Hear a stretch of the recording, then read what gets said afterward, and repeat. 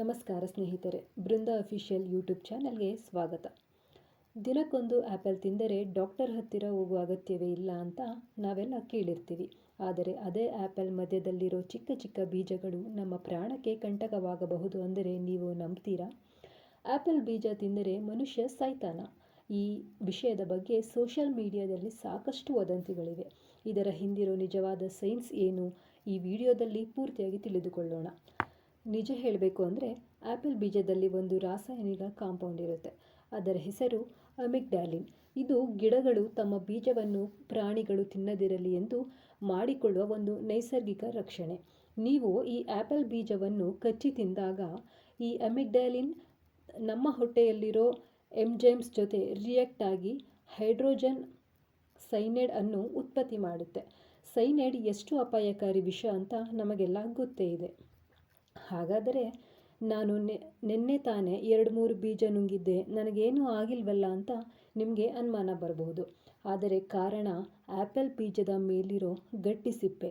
ನೀವು ಬೀಜವನ್ನು ಕಡಿಯದೆ ನೇರವಾಗಿ ನುಂಗಿದರೆ ಅದು ನಮ್ಮ ಜೀರ್ಣಾಂಗ ವ್ಯೂಹದಲ್ಲಿ ಕರಗುವುದಿಲ್ಲ, ಹಾಗೆ ಹೊರಗೆ ಹೊರಟು ಹೋಗುತ್ತದೆ. ಆದ್ದರಿಂದ ಸೈನೈಡ್ ದೇಹಕ್ಕೆ ರಿಲೀಸ್ ಆಗುವುದೇ ಇಲ್ಲ.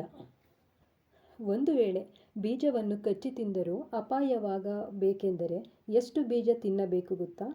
ಲೆಕ್ಕಾಚಾರದ ಪ್ರಕಾರ ಸುಮಾರು 60 kg ತೂಕವಿರುವ ಒಬ್ಬ ಮನುಷ್ಯನಿಗೆ ಅಪಾಯವಾಗಬೇಕೆಂದರೆ ಆತ ಒಂದೇ ಬಾರಿಗೆ ಕನಿಷ್ಠ 150ರಿಂದ 200 ಬೀಜಗಳನ್ನು ಕಚ್ಚಿ ತಿನ್ನಬೇಕು.